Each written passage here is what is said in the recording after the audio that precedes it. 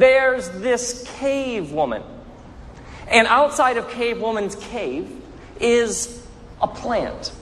And cave woman, over a period of time, lasting somewhere between a year and 10,000 years, has come to the realization that she and her family are in some way dependent upon this plant because it produces food. And she and her family need food to survive.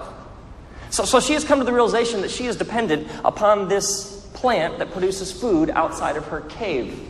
But she has come to this observation that the plant is itself dependent on these forces that are beyond the plant. And so there is this ball of fire that travels at regular intervals through the daytime sky. And if this ball of fire burns too hot, it singes the plant, it saps its life force, and the plant is unable to produce food, which she and her family are dependent upon. Also, from time to time, there is water that falls from the sky. Sometimes she can tell when it's going to fall. Other times, it happens very unexpectedly. And this water, if too much of it falls, it washes the plant away. If not enough of it falls from the sky, the plant dries up. And so she comes to this realization that the plant is dependent upon these forces beyond itself, and she is dependent upon the plant. So she is, in some very troublesome way, dependent upon these forces that are beyond her control. Now, cave woman has a cave husband. And cave husband likes to hunt when he is not selling auto insurance. And so cave husband leaves with the other cave husbands. And sometimes they're gone just a few hours and they return with the kill. Other times they go on a hunt and they are gone for days and they return exhausted. Sometimes with the kill, sometimes empty-handed. And what the cave husbands do when they return from the cave husband hunt is they tell stories about the hunt. And cave woman eavesdrops. And she has discerned over time that their stories about the hunt have a certain theme to them because they speak of how this particular animal, we pursued it, and it was as if it wanted to fall victim to us. We were gone for a couple of hours, we found it, we pounced upon it, and we brought back the kill. Other times, this particular beast, we chased it for days. We went over the mountain, we went across the river, we went through the woods, and we could not capture it. They speak of the elusive nature of this particular animal. And over time, they even use words like spirit of the hunt because they are unable to control this fundamental primal spirit of the hunt. Sometimes they can just pounce upon the animal and they're home in a couple hours. Other times they're gone for days. Sometimes they even return empty-handed. And so when cave woman listens in on the cave husband's hunting stories, she realizes that her understanding of the plant, her relationship with the plant and dependence upon these forces beyond herself is very similar to the stories that her cave husband tells about the hunt. Now, cave woman has also observed that not only is there this ball of fire that moves through the sky in regular intervals, but there is a ball of light that travels through the night sky. And the ball of light, sometimes it's a full circle in the night sky, and then it moves thinner and thinner until it's almost like a crescent shape, and then it moves back into a full circle. And this cycle of the shapes of the ball of light in the night sky is directly related to 30 appearances of the ball of fire in the daytime sky. And over time, she's also come to this realization that her body and the internal workings of her own body are in some way on some sort of 30-day cycle rhythm. Watch how articulate I am. And so she's come to this realization that there's something about the whole way her insides are wired that is somehow related to the movement of this ball of light in the night sky. And she and cave husband have come to see that if the ball of light is in the proper place in the sky and they begin to feel a certain way towards each other, often involving candles and a bottle of wine, and they act on these feelings that they have towards each other, and if they take these feelings and they actually pursue them to their consummation with literally their physical bodies, that what happens if that ball of light is in the proper place in the sky, she discovers that something literally takes root within her. There's some sort of growth that begins. New life begins to grow. I mean, she understands a plant growing from the earth, but there's some way in which new life begins to literally grow up from within her, to the point at which her body can no longer sustain and hold in this bursting new life, and it literally comes out of her, and she has a brief moment to celebrate that it looks a little more like her than him. And there is this moment, though, this moment of terror, when this new life first bursts forth from her, because she and her husband, there is this primal life force that surges through them, this in and out, that if you lose this in and out, whatever it is that comes in and comes out with this rhythmic breathing, if you lose this, you are dead. And essentially the primal life force has left you. And so there is this brief moment of terror because this new life does not come immediately with this pulsating rhythmic life force coming in and out. And so they have to do everything they can to make sure that it gets this life force. Sometimes she'll take her own lips and place them to the lips of this new life and try to impart her life force and give it essentially to her newborn child. And there are moments when the child begins to cough and then it begins to breathe and they celebrate. But there have been moments when she has held new life and it has not been able to obtain this primal rhythmic life force. And in those moments, as she held a lifeless child in her arms, she is reminded of the simple truth that she is dependent upon these forces that are beyond her control. Whether it's the plant, the hunt, the ball of light in the night sky, the growth within her in her insides, all the way to new life itself and the primal life force that pulsates through every alive human being. She comes to this terrifying awareness that there are these forces that are beyond her control. Now, over time, people began to name these forces because it hasn't rained. So obviously, whatever the force is that drops the water from the sky, well, that force must be busy somewhere else. It must be upset with us. It must have poured out all of its buckets, and it must be going around looking for something new to put in its bucket. Or there's a disease among our flock. Well, obviously, the force that controls the health of our animals, it must have failed. It must be angry. It must be at war somewhere else. And so over time, people began to personalize these forces, and they began to name them and ascribe to them personalities. Among the ancient Mesopotamians, in one of the first cradles of civilization, El was the father god, Sham was the sky god, Baal was the god of lightning, Yam was the god of waters, and Nin-Hersog among the ancient Sumerians was the mother goddess of fertility, and An was the heaven god, and Enlil was the god of water, Enki the god of air, and they had Nana the god of the moon, and Utu the god of sun and justice. Give it up for Utu. Among the Babylonians, Marduk was the god of thunder. There's even the ancient Greeks. This is brilliant. The Greeks had a goddess named Artemis. Artemis was the mother goddess who was the goddess of hunting. Not only was she the goddess of hunting, she was also the goddess who was the protector of small animals. To which I say that you get one or the other. Hey, little buddy, come here.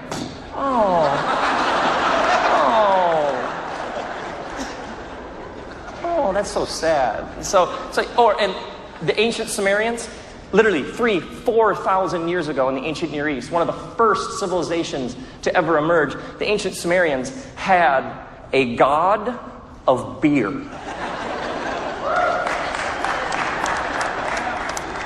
Somebody always claps at that. Her name was Ninkasi. Ninkasi, the goddess of beer. You can find worship songs to the goddess Ninkasi of beer that are thousands of years old. People would gather to sing to her. One of them goes, She is born of sparkling, fresh water. She is the lady who fills the mouth. She bakes with lofty shovel the freshly sprouted barley. She mixes the sweet aromatics. She pours the fragrant beer in the latten vessel, which is like the Tigris and the Euphrates joined. The next time you have a party, tell people, okay, let me tell you how serious we are about this party. It's going to be like the Tigris and the Euphrates joined. Okay, that's how serious we are about this party. So you can walk across the ages, across time periods, across historical groups, across geographical areas, across worldviews and perspectives, and you can find this naming of the gods and goddesses and the deities, and this sense that these are these personalities, these forces that we are in some way down here on planet Earth dependent upon. Now, over time, you can see how people drew the conclusion, what we need to do is we need to keep these forces on our side. We need to keep their favor. We need to keep the rain coming in just the right amount. We need the ball of fire to burn just hot enough, but not too hot. We need whatever those spirits or forces are that allow us in the ultimate act of survival to make more of us, to give us the ability to make more of us. And so, over time, somebody proposed the idea, here's what we ought to do in order to keep these forces appeased and happy with us, is the next time we have a crop, let's not consume all of the crop, but let's take a portion of the crop, and instead of either eating it, consuming it, or storing it, let's take a portion of the crop and let's set it aside. And that way, what we'll do with it is we'll literally offer it to the forces. And that way then the forces will see that we're grateful. As almost like sending a message to the divine being. See, we understand where it comes from, and we want to honor and worship. We're so grateful. We would never want you to think that we take it for granted. And so the idea emerged of taking a portion from your flock, a portion from your vineyard, a portion from the plant, and take it and essentially offer it. Now, obviously the forces are up, because the rain comes from up, the sun, the moon, the stars are up, the wind seems to come from up, and obviously when you're dead, you go down, so we ought to offer this in some physical way up. And so over time, the idea emerged of the altar, oftentimes on a mountaintop, but some physical place, generally a pile of rocks, that you would place things on as a way of essentially offering them up to the forces who you are totally dependent upon. And so, as this idea became centralized, there became these piles of rocks that were the places that you went. Oh, you're in that region. And you're experiencing a disease within your cattle. I'll tell you, the area that you're talking about, there is a God there who oversees the cattle. And here's what you ought to do. Go to that God's temple, because that God's priests will tell you essentially how to make amends with that God so that God will smile upon you. And so, it's not raining for you. Got it. The rain goddess in that region is particularly temperamental, but if you go to her temple, to her altar, they'll show you how to keep her happy. You'll come, you'll do this. Priests arose around this time, people who are experts in saying, here, do these 4 things, and then that force will be in your favor. And so this idea of the offering emerged into the idea of a sacrifice, and further emerged in the idea of the altar. And so this took place over obviously thousands and thousands and thousands of years. But now, the altar had a fundamental flaw. Imagine if things go extremely well for you. Imagine if you've had like 3 times the harvest. Well, if I go and I offer the gods the same amount that I offered last year, I might offend them. The gods may say, wait. You offered the same amount last year, and this year we gave you 3 times as much, and you're still offering the same amount. Don't you understand that we have provided extra for you? So if things go really well, I have to offer more because I would never want the gods and goddesses to think I've taken this for granted. If things went well, you're stuck offering more. But let's say things go poorly, things go bad. Let's say there's a drought and there's a famine. It has not rained. It has not rained for 6 months. Well, obviously, we have offended the rain god. So you would come and offer something to the rain god. But let's say it's 8 months, 10 months, 12 months, and it still hasn't rained. Well, obviously, the last time we came and offered something, it wasn't enough. So I need to offer more. So it's 12 months, and we come and we offer more. But let's say it hasn't rained, and it hasn't rained, and it hasn't rained, and it's 14 months, 16 months, 18 months of drought. Obviously, all those previous sacrifices did not appease the gods. Apparently, we simply did not offer enough. We need to offer more. The vicious cycle, the vortex that was the altar, was if you have things go really well for you, then you come and you need to offer more. If things go poorly, if it hasn't rained now in 2 years, well, obviously, I need to offer more. So with the altar, you never knew where you stood. You lived with this sense. Somebody somewhere, are they offended? Are they angry?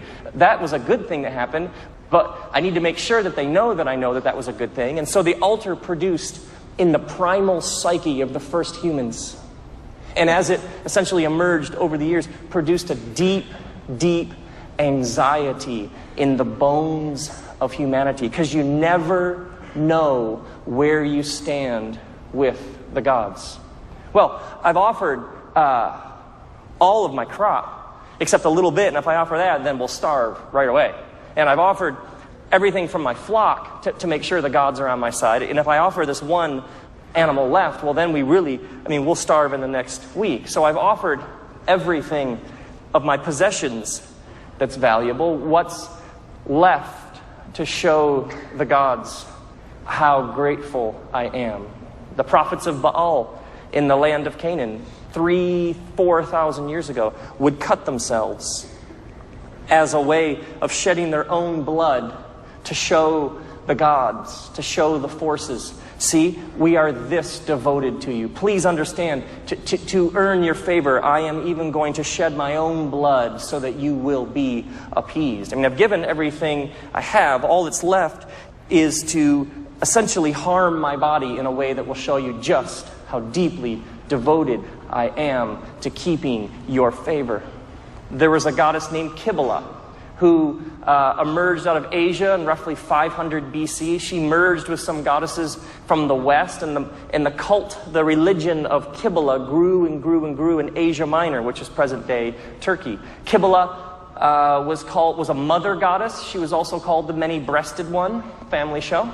And Kibbalah was the one who was eternally procreating on your behalf. You got a paycheck? Kibbalah. You've been able to have lots and lots of children? Obviously, Kibbalah has blessed you. Your crops are tripling and quadrupling every year. Must be Kibbalah, because she is the mother goddess who is perpetually reproducing on your behalf for your blessing.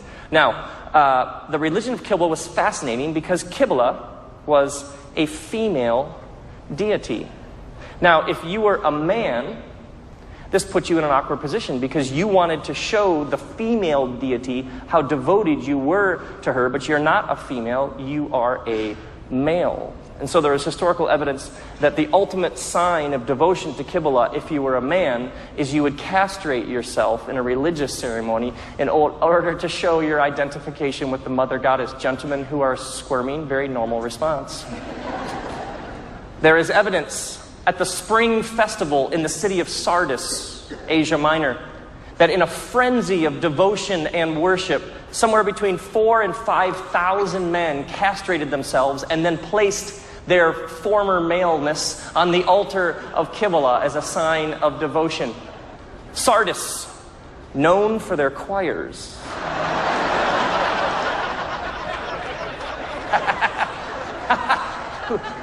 Who wants to sing the high part? Pick me. I was actually there, and we were hiking with this historian who has done years of research into all this, and we were at Sardis, and partway up the mountain is the original altar to Kibbalah. It's a pile of rocks, and it's still standing to this day. So we've been hiking for days on end, and we hiked partway up the mountain. We came to this pile of rocks, not knowing what it was, and the people are just exhausted, and a couple of the hikers like kind of just kick back there, just letting the feet rest. And so this historian is giving this lecture. There is a significant historical fact that several thousand years ago in the spring festival of the goddess Kibbalah, 4,000 to 5,000 men castrated themselves in a sign of worship and devotion to the mother goddess, and then placed the family jewels on the altar as a sign of devotion. And there's this moment when the guys are like, awkward.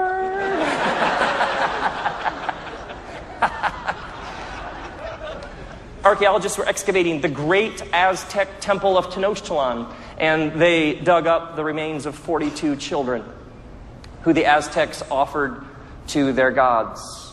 Because if you have to keep offering something that's more and more and more valuable, well, eventually you end up at what? I've offered my flock. I've adjusted, if that's the word, my body. What more do I have?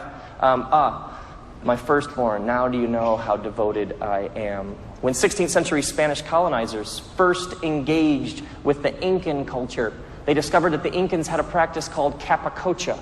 They would take a live child, wrap it in like a burial cloth, and the burial cloth would suffocate the child as they offered the child to their gods to appease the forces and the powers, because they believed they were totally dependent on these forces, and what you must do is give that which is most valuable to the gods to make sure they aren't upset with you.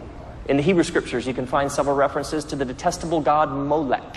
Why was Molech detestable? Because Molech demanded your firstborn. And so there are stories of the followers of Molech offering their firstborn children in the fire in the valley of Hinnom on the south side of the city of Jerusalem as a way of appeasing the detestable god Molech.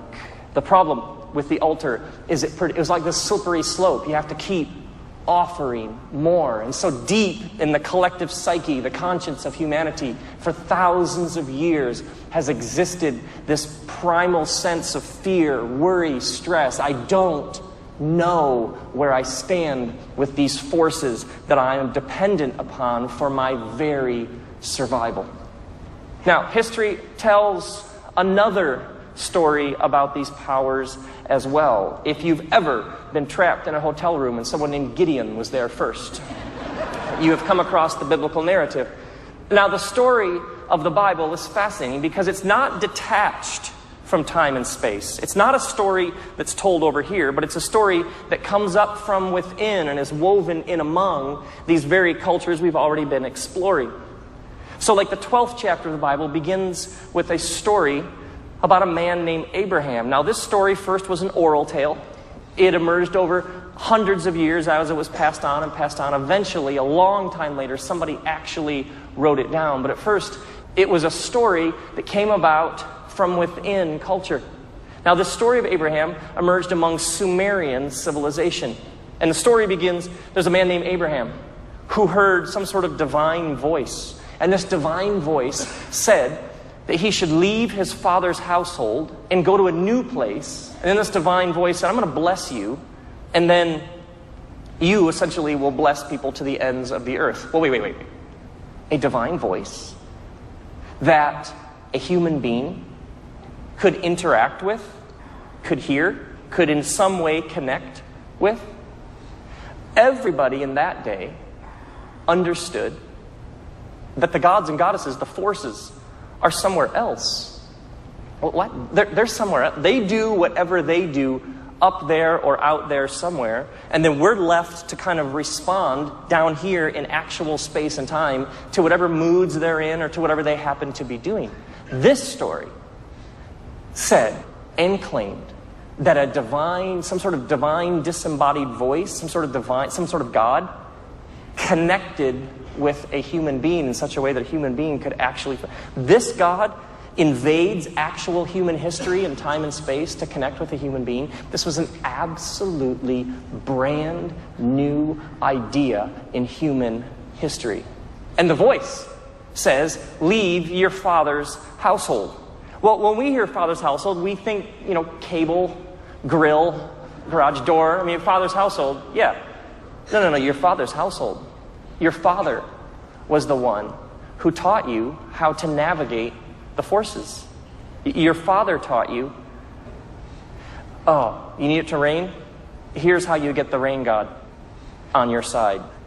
You're having trouble because your flock has some sort of disease that you can't quite cure. Well, that particular illness comes from this particular deity who is appeased in this way. Your father and your father's household was your father's idols, your father's gods. How your father taught you to navigate these forces, to keep them on your side so that life would go well with you. And this voice says, leave the whole old way you've done things and come into a whole new reality.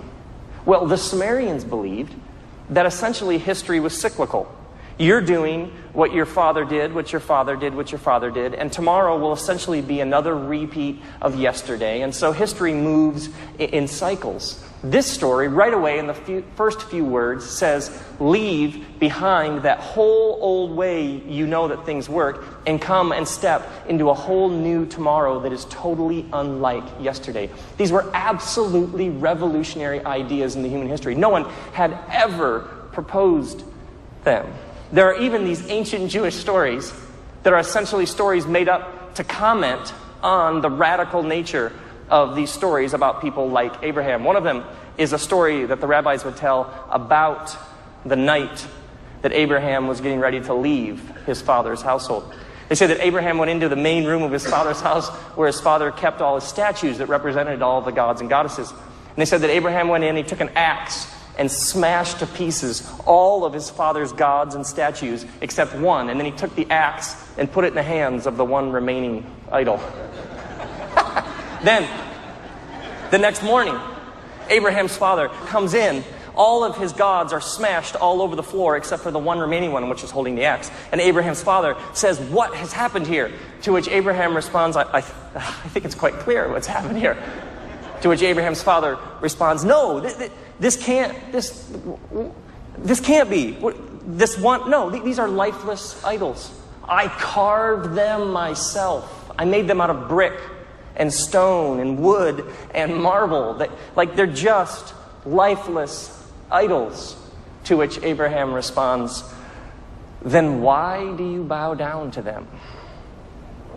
Which is the first instance in history of somebody doing this. So, no idea what that means. I don't know.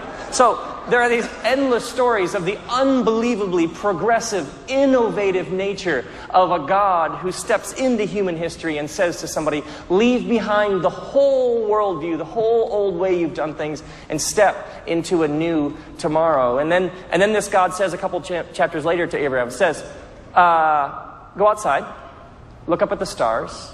Abraham looks up at the stars. And this God says to Abraham, okay, you see these stars?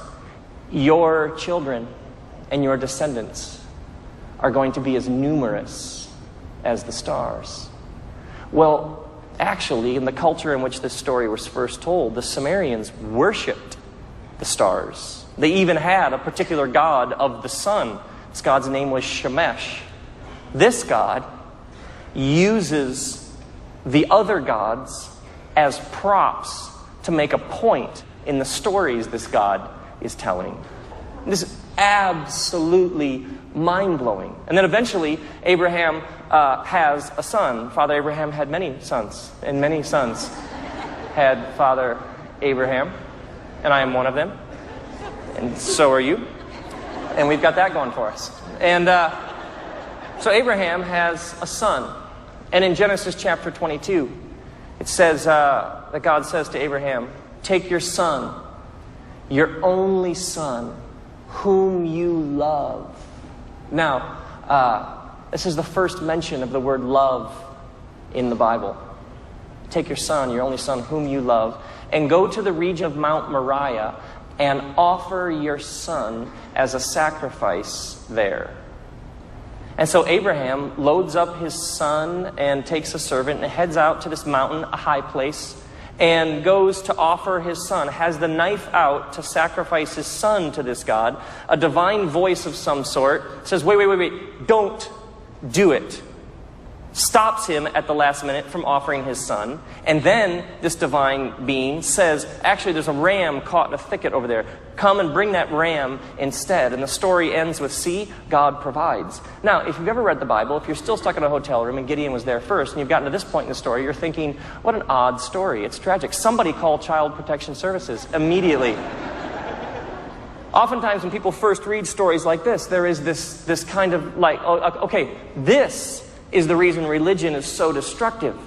I mean, offer your son as a way to prove to the God that you are essentially a good, faithful person. I mean, flannel graph that. And oftentimes this is the problem with religion. It's so regressive. It holds people back. I mean, is there a religion behind door number 2? I don't. And oftentimes among Christians, Abraham was such a good man. And there are scriptures that speak of the greatness of Abraham. But if you're reading it for the first time, yeah. But if he's great, the reason he's great is because he was willing to kill his son? I don't get it. A couple observations from the story. How come when Abraham is first told, offer your son, Abraham doesn't say, no.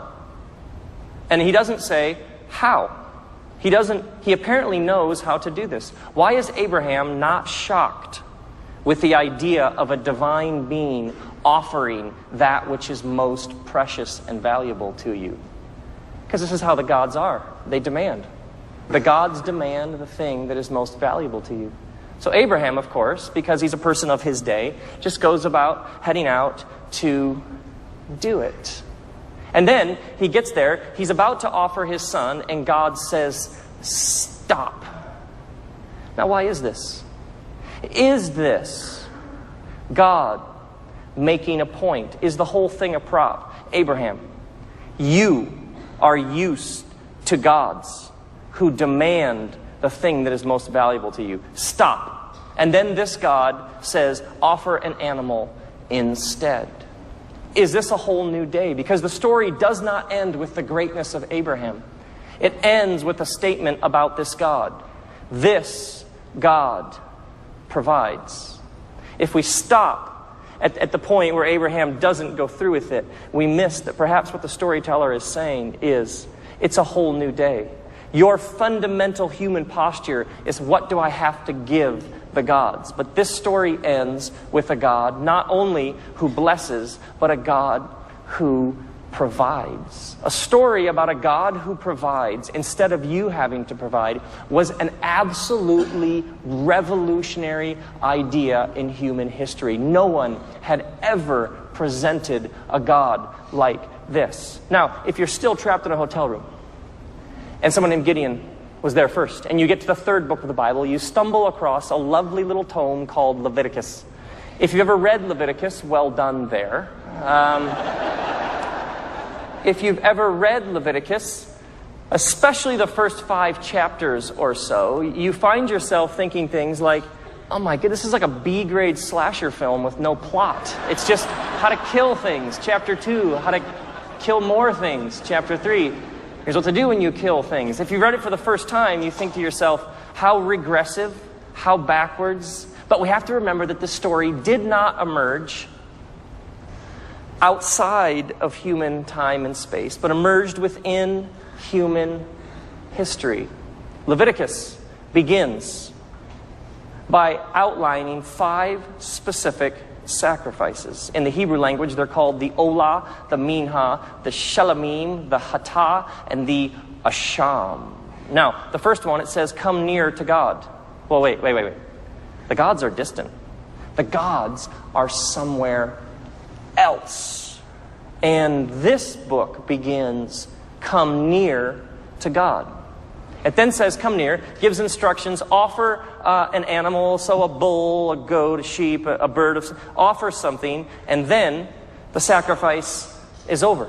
Or, number 2, the minha, offer some sort of grain, offer something from your crop. And then the third sacrifice, the third offering, is called the shelamim. It comes from the Hebrew word shalom, which means peace or harmony. The shelamim offering was where you'd put something on the altar, the rest you would keep, and you would prepare a feast for your family and friends. And then you would have a feast in which you would celebrate the peace that you have with God. Well, wait. Everybody at this point in human history lived with this awareness that you never know where you stand with the gods. Leviticus said, here, come, offer this particular offering, and then have a meal where you celebrate that you have peace with God. A brand new idea in human history. People lived with a profound sense of guilt. I've wronged my neighbor. I went and I made amends with my neighbor, but I don't know if I've made amends. Are the gods okay with that? And it's not raining. And there's some sort of disease and we aren't able to have more kids. So is this the gods punishing me because I wronged my neighbor? My neighbor says it's no big deal, but is it a big deal to the gods? I don't know. The fourth and fifth offerings in Leviticus were, if you've done something wrong to somebody, either intentionally or unintentionally, come, offer this particular offering. Do it this way, and then walk away knowing that the matter is over. The case is closed. You and God have peace. Leviticus, for us, appears barbaric, bloodthirsty. See, this is the problem with religion. It's so backwards. For the people who first heard Leviticus, this was so unbelievably revolutionary, so unbelievably progressive. People had never proposed ideas like this. Now, this whole system in Leviticus, these 5 offerings, began to build a head of steam. Thousands of people all over the world began to see and believe this is how you know God. Come, do what it says, follow the religious rules, and then you and God will be okay. And so this giant altar was built in the city of Jerusalem eventually. It had a giant temple behind it. The first one that was built by King Solomon was destroyed, not part of the plan. King Herod eventually rebuilt a giant one, 2.3 million stones. The altar had thousands of priests who took turns in a very complicated rotation system. They would come and assist you as you entered into the temple area to offer your sacrifice, because they said that this is how you know God. Historians estimate that at the spring Jewish festival of Passover, there would be 200,000 to 300,000 pilgrims who would come to the altar in Jerusalem to offer a sacrifice. There would be lines hundreds of feet long, thousands of people with whatever it was they were going to place on the altar. They said that the altar had a drain that went into the Kidron Valley and river that would run red at feast time, because so many people were coming, offering some sort of sacrifice, generally blood, on the altar, because they understood that this is how you know God. Now, there was a whole group of people called the Sadducees who ran this whole altar system. And they received a portion from all of the offerings that people brought. These Sadducees, over time, became very, very wealthy. They have found, archaeologists, they've excavated bottles of wine in first century Sadducee homes that in our day and age would be worth $5,000. So these people who ran the whole altar system were very, very wealthy. And the system, of course, worked for them. The masses are starving, but this system made them very rich. Now, it was a system, let's be honest, built on violence. Shed the blood of some animal. It's a violent act.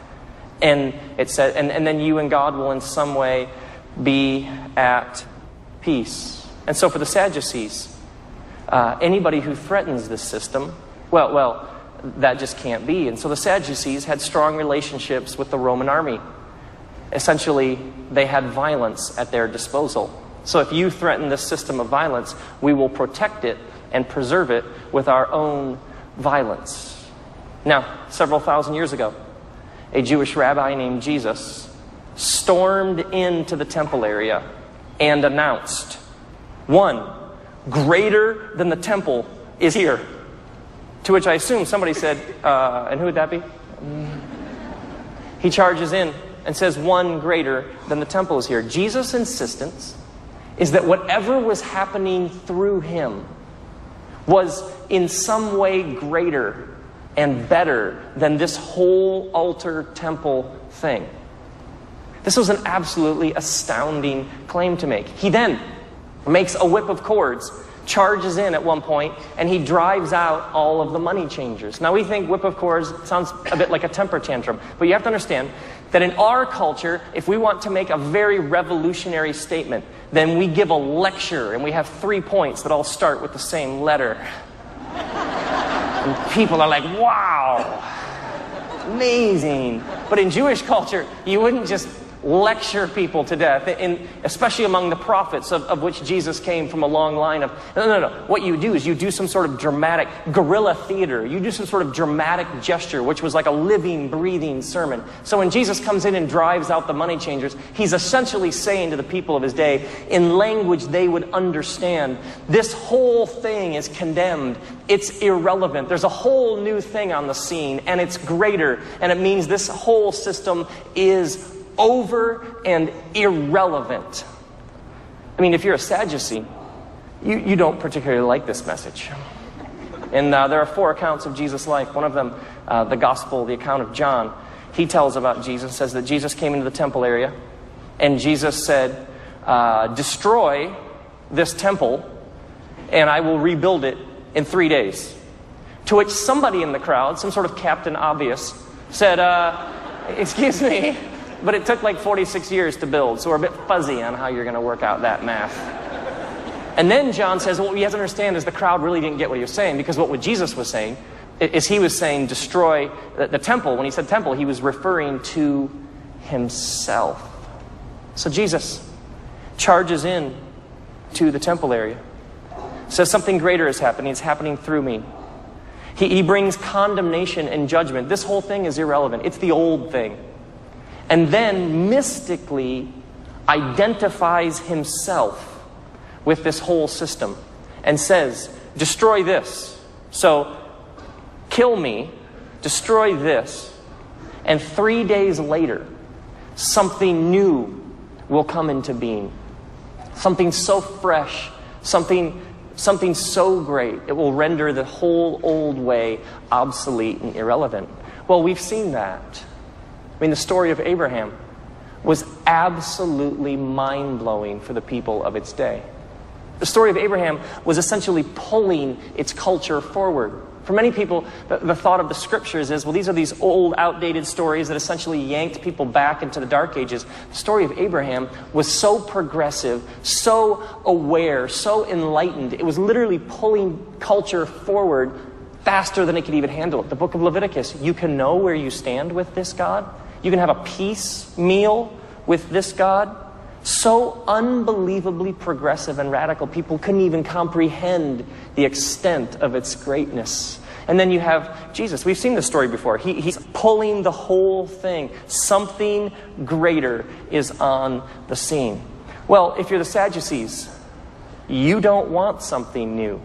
The Sadducees made lots and lots of money off of religious fear and guilt. Totally unlike the world we live in.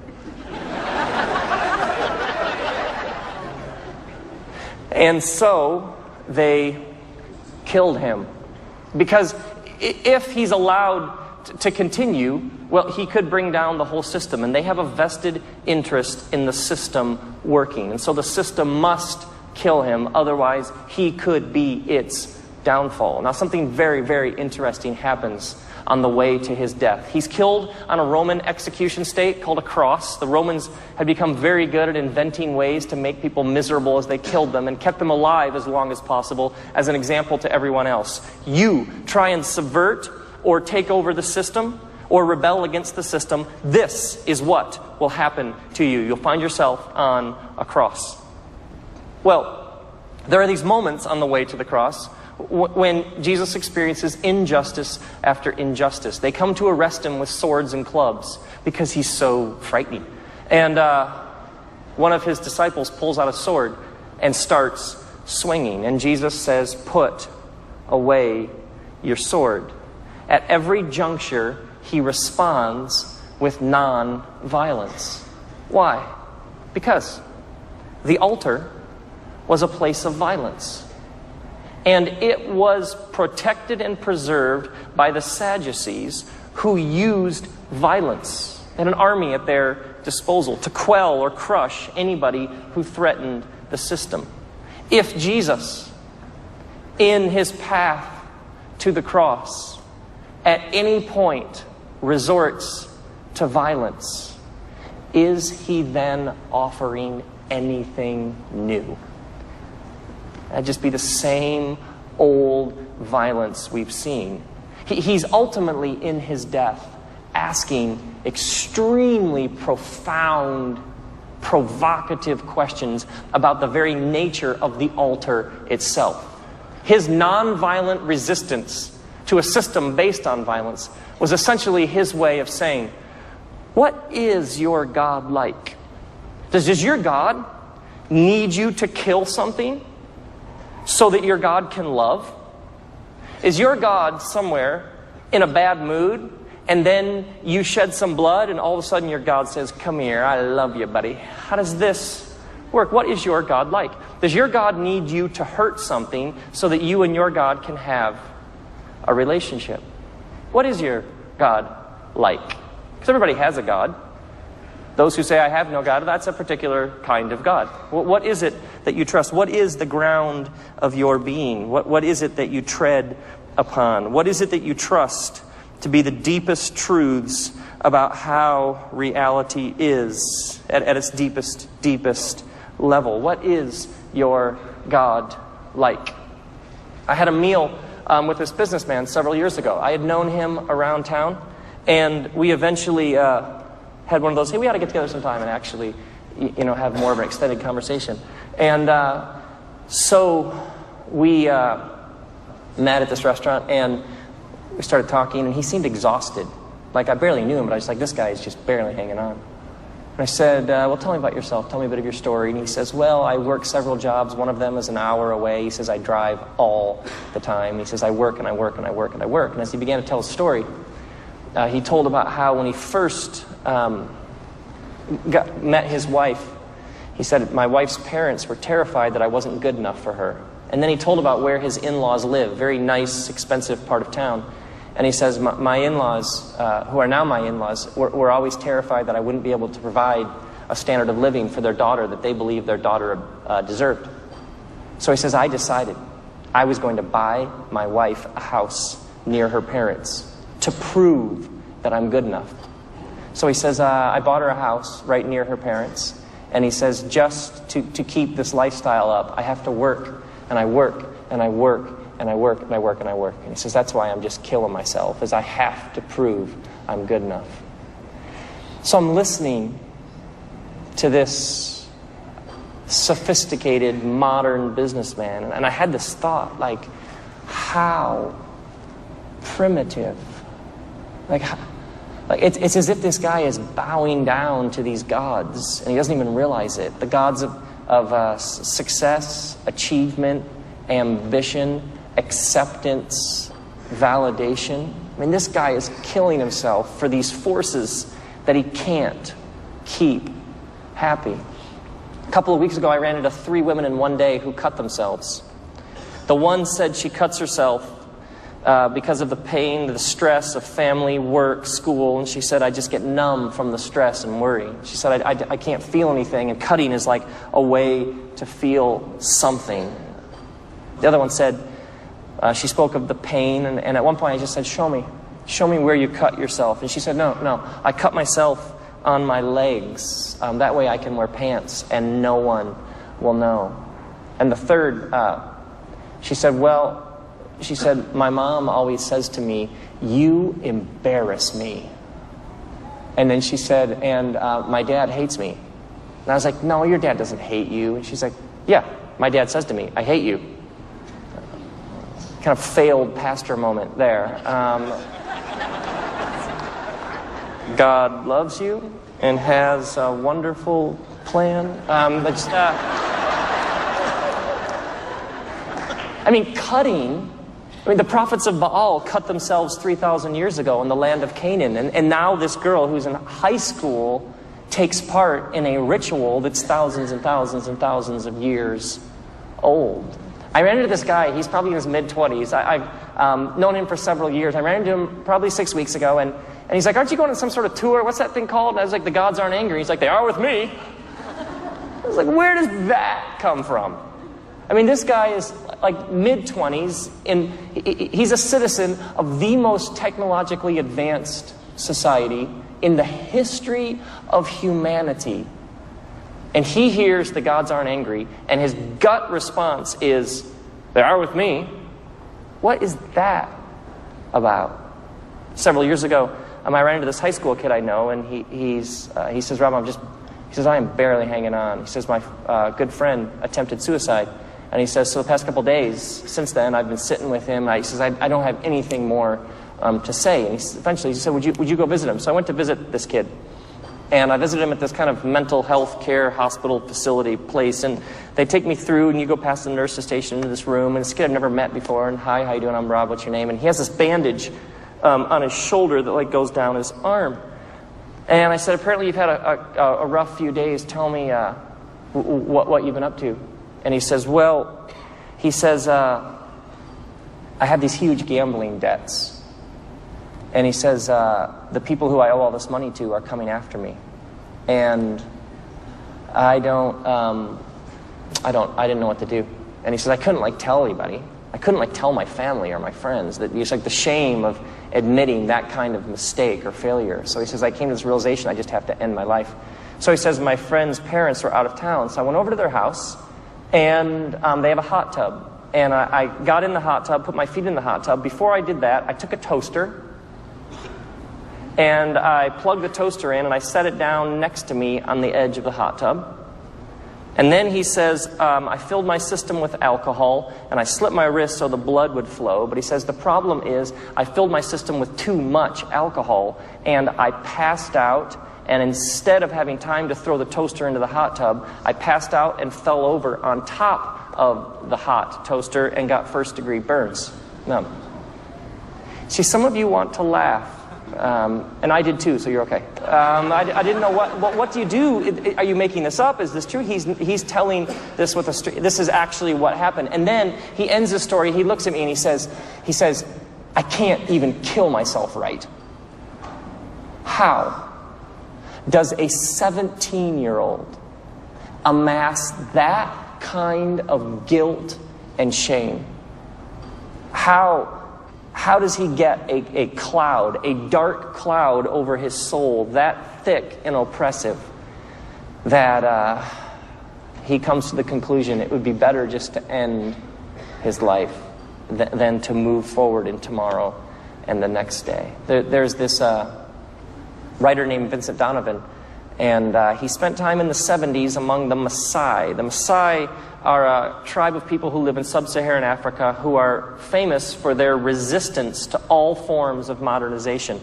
The Maasai live in tribal units that go from place to place, a very nomadic existence. They live in dirt-floored tents, have a high respect for cattle. Kind of every image you had growing up of the National Geographic family. This is kind of who they are. And so Vincent Donovan's living among them, trying to understand their culture. And he's interacting with people in one of the villages, the elders and leaders of the tribe, and he notices there's a man on the edge of the village who's not interacting with anybody. And then a little while later, he notices the same man, and the man doesn't have contact with any of the other Maasai. So Vincent Donovan eventually engages the man in conversation and says, how come you're on the edge of the village? You don't really take part in the life of the community. And the man says, well, he says, I did something terrible years ago. I committed an offense against my people.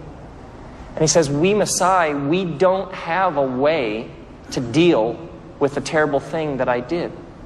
So he said, there's no real way for me back into the community. So he says, I essentially live cut off from my people.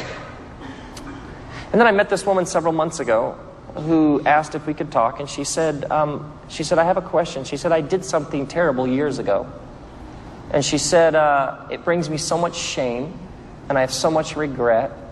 And she says, this thing that I did, I can't get over it. It defines me. It's how I understand who I am. So not only, she said, do I like carry it with me everywhere, does it define how I think of myself, but she said that then affects how I interact with everybody else. She says, I carry this with me everywhere I go.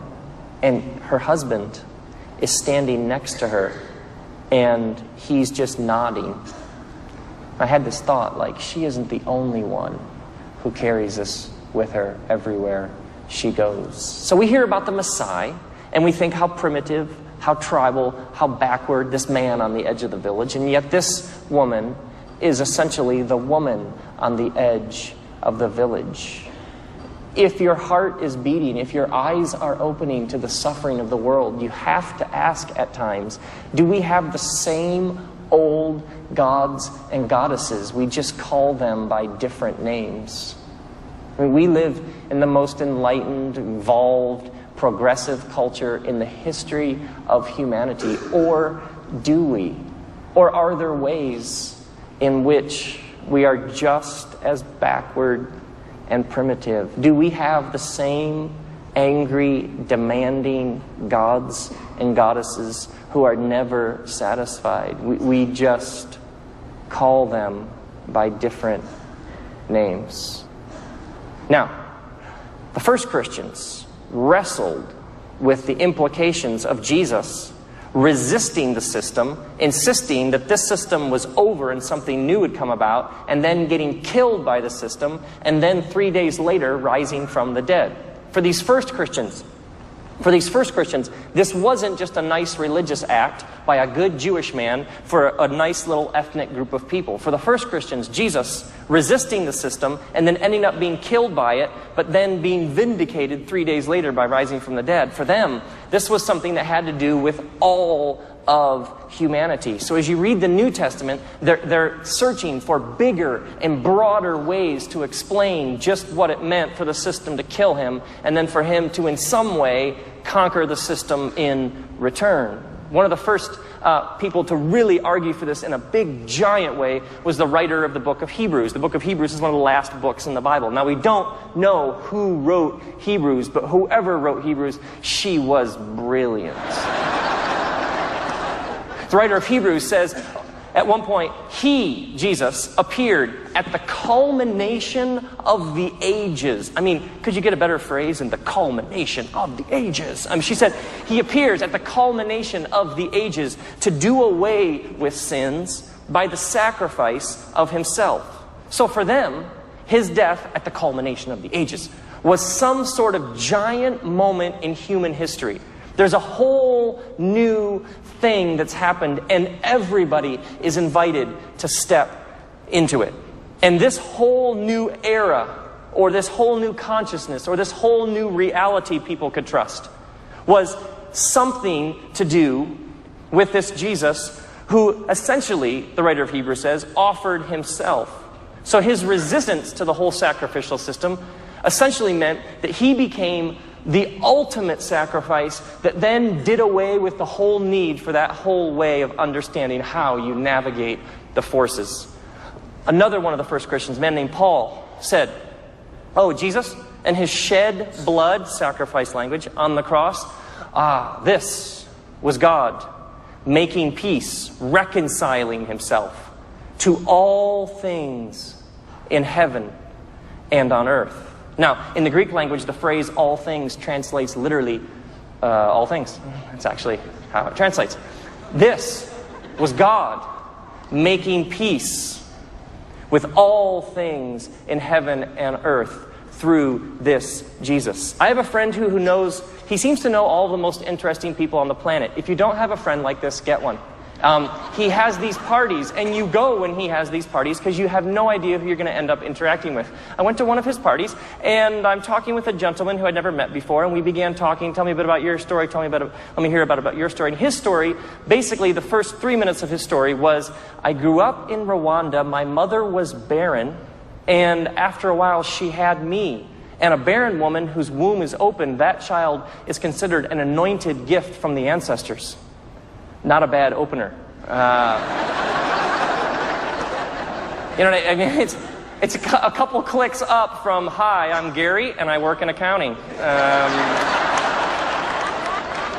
So he says, you have to understand, he says, in my culture, in where I grew up, he says, among my people, a woman who is barren, well, that is essentially like the curse of the ancestors. But then when her womb is open, he says, this is the child that does that is special. He says, I was anointed the priest of my family. So it says, my job was every week I had to gather something and offer a sacrifice to appease the spirits of our ancestors. And so he says, we lived in poverty. We didn't have much. So I literally would have to scrounge up a goat or a chicken or something to offer on behalf of my people to keep the spirits happy. He says, when I was a teenager, a man came to our village and said, you don't have to do that anymore. And if you can hear, he has this very crisp English diction. He says, and I argued with the man, what do you mean? And the man said, no, you don't have to do this anymore. You don't have to offer these sacrifices anymore.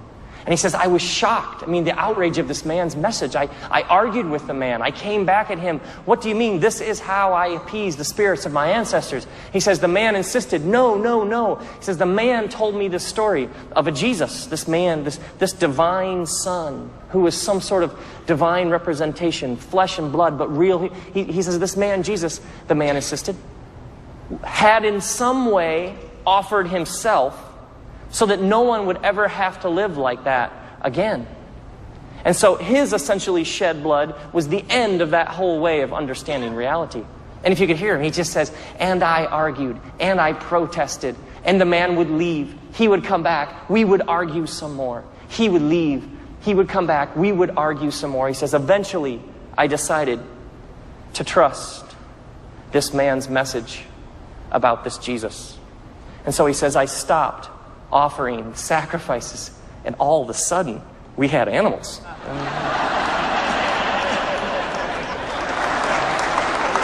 And so he finishes his story, and he says, and you know what the point of this story is. And I'm thinking, for once in my life, I do know what the moral is. He says, I always say to people, Jesus saves the goats and the chickens.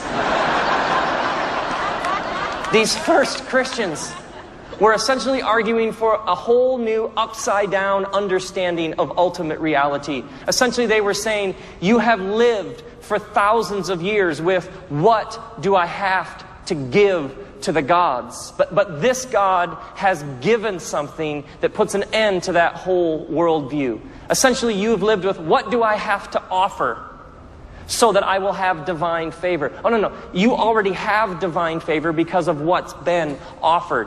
What do I have to do to make peace with the gods? Oh, no. This God has done something that makes peace once and for all. This Christ appeared at the culmination of the ages so that peace could be made between this God and all things in heaven and on earth. This was absolutely revolutionary in human history. No one had ever articulated this worldview before. The first people who heard this said, that's good news.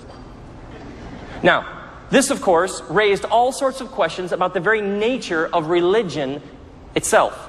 The writer of Hebrews, at one point, on an especially brilliant rant, said, it's impossible, the text reads, for the blood of bulls and goats to take away sins. It's impossible for the blood of bulls and goats to take away sins. To which I assume a lot of people said, well, that would have been nice to have known a little earlier in the story. Then the writer of Hebrews continues. It's not as if the priest who comes into the temple and offers the same things year after year, day after day. It's not as if this endless ritual, doing all this, actually ever changes anything. It's not like people all of a sudden stop sinning. Year after year, day after day, festival after festival, following the particular calendars about when you're supposed to offer what. It's not as if, the writer of Hebrews says, that actually ever did anything. It's impossible for the blood of bulls and goats to take away sins. How do you begin to sort that out? Now, if you go backwards through the scriptures and ask, is this anywhere else? Do we see this insistence of the writer of Hebrews anywhere earlier? In the middle of the Bible are 150 prayers called the Psalms. One of them, Psalm 50, is written from the perspective of God. And the God voice says, if I was hungry, I wouldn't tell you, which is divine sarcasm. Very well done there. If I was hungry, I wouldn't tell you. What do you think? I need the blood of bulls and goats? The cattle on 1,000 hills are mine. So in Psalm 50, the insistence of God is, what do you think I need? Do you think this is for me? Like I need this? If I need this, I wouldn't tell you. And then the prophet Micah, at the end of the Hebrew Scriptures, right before the New Testament, the prophet Micah says, do you think that God is pleased with 1,000 rams? Like, do you think if you came and offered 1,000 sacrifices of rams, do you think that God would say, oh, now I love you? And then the writer of Hebrews says it's impossible for the blood of bulls and goats to take away sins. So in the Psalms, the blood is unneeded. In the prophet Micah's writings, it's not like that's what pleases God. And in Hebrews, it's impossible to actually do anything. Well, then what's it for? If the blood is not for God, then who was it for? The writer of Hebrews says, oh yeah, the sprinkling of blood, that was for your conscience, for essentially the human heart. The writer of Hebrews connects these religious acts with human need. For the writer of Hebrews, the point wasn't some divine being who said, if I could just get more blood, things would go so much better. It was human need for something that would in some way calm or soothe the human heart, the human conscience. Now, what is that about? The writer of Hebrews has offered brilliant analysis of the human condition. We are anxiety-ridden creatures. We worry, we stress. We get tapes that play in our head of how we're not this enough, we're not that enough, we're not spiritual enough, we're not righteous enough, we get messages that play deep in our psyche over and over again about all the ways in which we're pathetic and we fall short and we're worthless. And we have a way of holding on to things, of letting worry and stress and anxiety own us and cripple us. We have a way of allowing our failures to follow us everywhere we go, of allowing our shortcomings to define how we see the world. The writer says, God understands this. And so you're struggling with this or you're struggling with that. The idea of the altar was you come, offer this, and then have peace with God. If you're just told, okay, peace with God, that might be a bit difficult. We have a difficult time trusting good news to actually be true. Are you with me? But maybe if you go through some sort of ritual, maybe if there's a little blood on your hands, then the reality will begin to sink in. For the writer of Hebrews, the blood was never for God. Oh, no. That's just to help humans live with, absorb, and trust the love of a God who just keeps insisting, trust me, trust me, trust me, trust me. Now this, of course, raises all sorts of questions about repentance. You will often run in religious communities and faith communities to the idea, if you would just repent, then God would. And so communities take on their own, if you would just step through these hoops, if you would just go through these 4 steps, then God would. But for the first Christians, repentance was never, if you would just do these things, then God would do these things. It was, do you understand what God has done? And you are now being invited to simply trust it. Repentance was never trying to get God to do something, because God has already made peace with all things. If you are repenting so that God will somehow show up and do something, you are bargaining with the wrong kind of God. For these first Christians, all that was left to do as you became aware and awakened to the reconciliation of all things that had happened at the culmination of the ages, was all that was left to do was celebrate it, to trust it. Of course, you're going to live in a different way. Of course, you're going to reorder your life. Who wouldn't when they came to an awareness that peace has already been made at the culmination of the ages? If you're bargaining with God to do something, you're bargaining with the wrong kind of God. This, of course, raises the question, then what is the point of a ritual? I ran into somebody recently who apparently had missed church the previous Sunday. Turn or burn, I say. And what happened in the course of our progressively odd conversation was, when this deep, serious blot on their soul emerged, they offered some sort of kind of awkward explanation about, no, you don't understand, this fell on my house and the cliff and stop, too much information, don't need to know. But they came into the presence of Pastor Man, and all of a sudden had this tremendous need to explain why they had missed the church service, as if I have some sort of cosmic clipboard in my back pocket. And you will move from this column to this column later, and I can't speak for eternity, but it's not looking good. And later, as I sorted through why the encounter was so kind of, I had this like, wait, why do you go to church?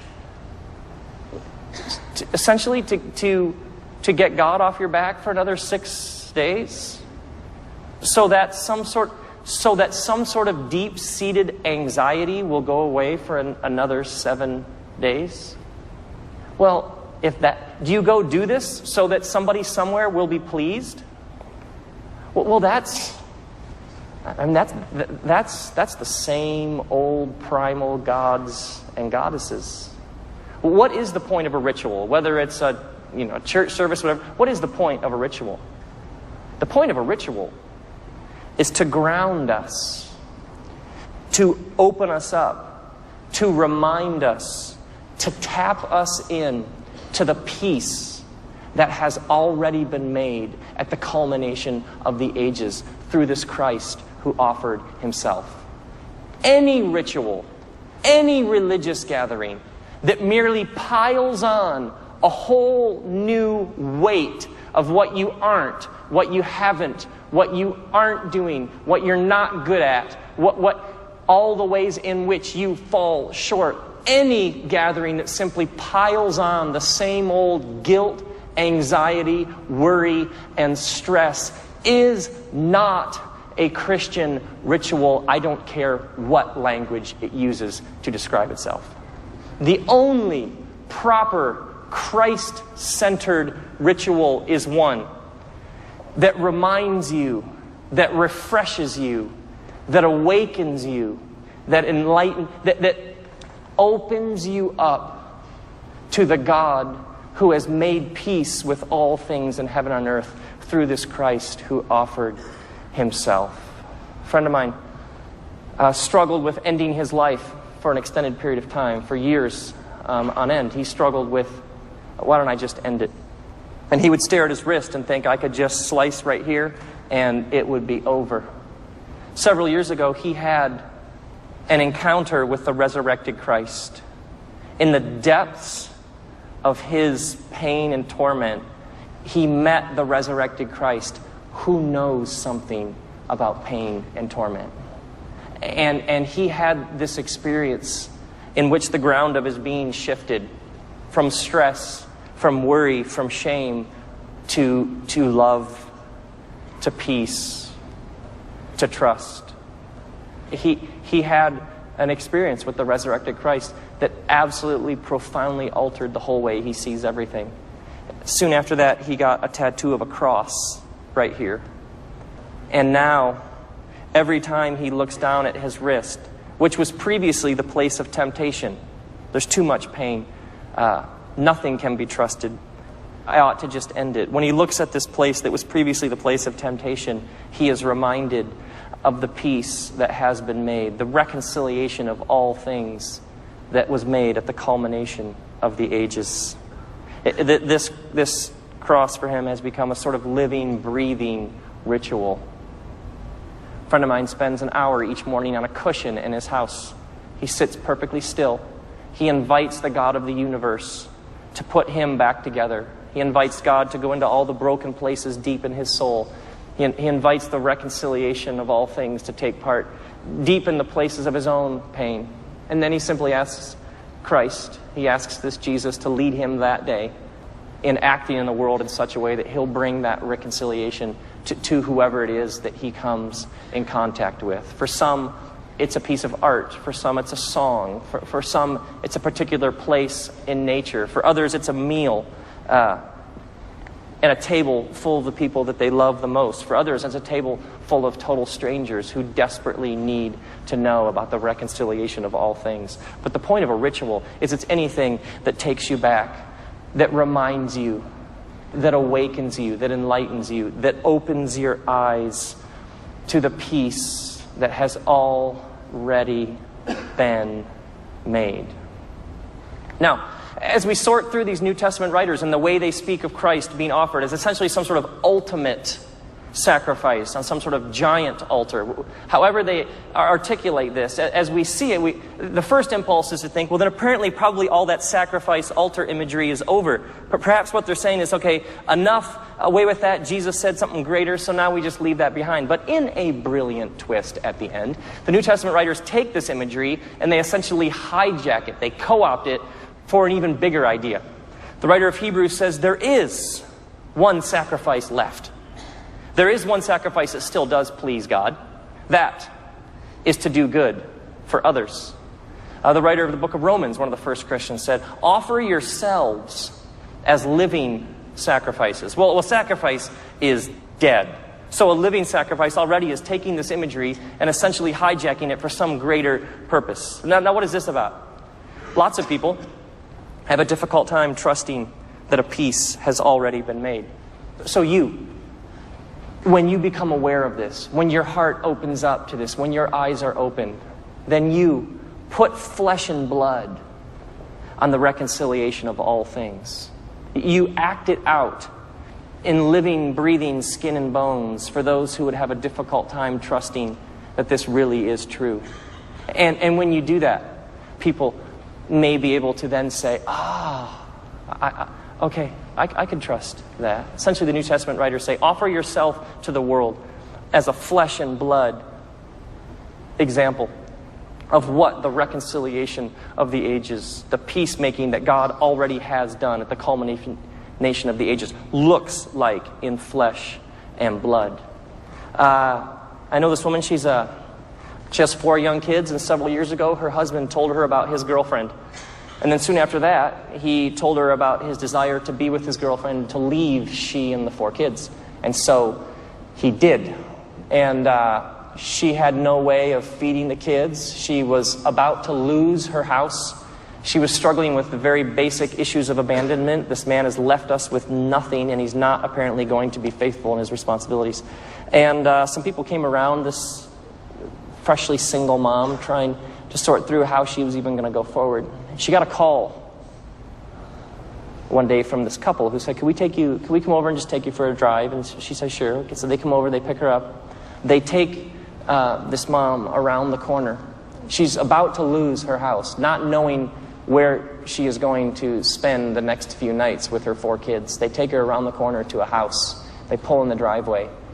They hand her the keys and they say, these are the keys to the house, this house that we just bought for you. Would you like a tour? There's this couple I know. Unemployment in our area is very high right now. Lots of people struggling even to put food on the table. This young couple I know has been hit especially hard by this economic downturn. Another couple I know went to them and said, it is unacceptable for us that you would have a difficult time feeding your family. So meet us, please, if you can, tomorrow morning at 9 a.m. And they named one of those giant big box grocery stores that you can get lost in for 3 days.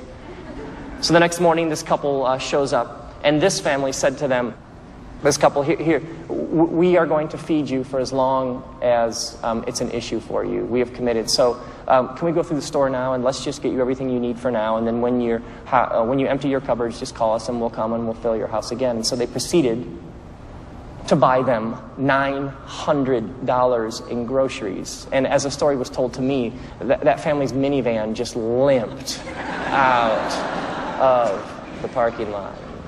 My wife and I have some beloved friends who live very in tune with the reconciliation of all things. And they live just right across the street and through the alley from us. And our friend, she was on her porch one day, and a woman came down the sidewalk with 2 shopping carts filled with random assorted household goods and a couple of children. And my friend is very, very intuitive, had this moment of, I cannot let this woman pass. I have to enter into this story. So she came down off her porch and she said to this woman, what are you doing? And the woman said, moving. And my friend said, no, here. And handed the woman the keys to her car. He said, just use my car. And the woman came back a little while later, handed my friend the keys, and said, no one has ever trusted me like this before. I went through a very difficult time several years ago. I was running, achieving, working, impressing, going. Had to show everybody that I was better, quicker, smarter, harder working. And I was just totally burning out. And if you stay a step ahead of the pain, then you never have to slow down enough to sort through why you're driven like you are. And I was losing the joy, losing any sense of passion for life. And a friend of mine who has been the kind of friend you dream you could have took me to lunch. And partway through the lunch, he said, you don't have to live like this. I was like, yeah, I know. He's like, no, you don't have to live like this. And I was like, oh, no, seriously, next week the sun will come out. I have a plan. And he's like, no, you don't have to live like this. I was like, yes, okay, I get it, get the point. No, you don't have to live like this. I was like, come on. And then he said it again. He's like, you don't have to live like this. And I resisted for a while, like, okay, this is just, I don't, and he kept going. And eventually I stopped resisting and I actually started listening. And he just kept repeating, Rob, you don't have to live like this. You don't have to live like this. You don't have to live like this. And as he kept repeating it, you don't have to live like this. It started to become like this beautiful mantra. You don't have to live like this. I realize now that my friend was fighting for me when I had no energy left to fight for myself. And he just repeated over and over, you don't have to live like this. You don't have to live like this. There's a writer named Richard Selzer, a doctor, and he writes about his experiences with people in the most tragic, difficult circumstances of life, the things he's seen as a doctor. And he tells about this couple who the woman was in some sort of accident, some sort of tragedy, and her face was severely disfigured. She had wounds and scars, and his job essentially was to put her face back together. And in the course of it, she ended up with a very, very crooked mouth and a mangled face with all sorts of wounds. And so they had her face wrapped in bandages, and they had her in the recovery room, and they brought in her husband, so her husband would be there when the bandages were first removed from her face. Selzer writes that when they took the bandages off, and her husband saw his wife's face for the first time, the husband bent down and kissed her crooked mouth. And then he said, I like it. The writer Brennan Manning tells a story of a woman who'd been having visions of Jesus. And the local archbishop comes to find out more about this woman who's been having visions of Jesus, because we can't have that. And the archbishop says, have you been having visions of Jesus? And the woman's like, yes. And he asks, and she's not backing down. So he says, okay, here's what I want you to do. Here's what I want you to do. Next time you have one of your visions of Jesus, I want you to ask Jesus a question. Okay. I want you to ask Jesus what sins I confessed the last time I went to confession. And so she says, fair enough. So he leaves. A little while later, he hears rumors that she's been having visions of Jesus. So he returns. He says, have you been having your visions of Jesus? And she said, yes, I've been having a vision of Jesus. And he says, well, did you remember? And the woman says to the archbishop, yes, I did remember. And then she took the archbishop's hand in hers, and she said, I asked Jesus what sins you confessed the last time you went to confession. And Jesus' exact words were, I don't remember.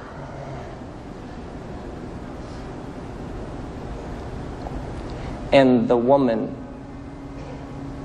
took the archbishop's hand in hers, and she said, I asked Jesus what sins you confessed the last time you went to confession. And Jesus' exact words were, I don't remember.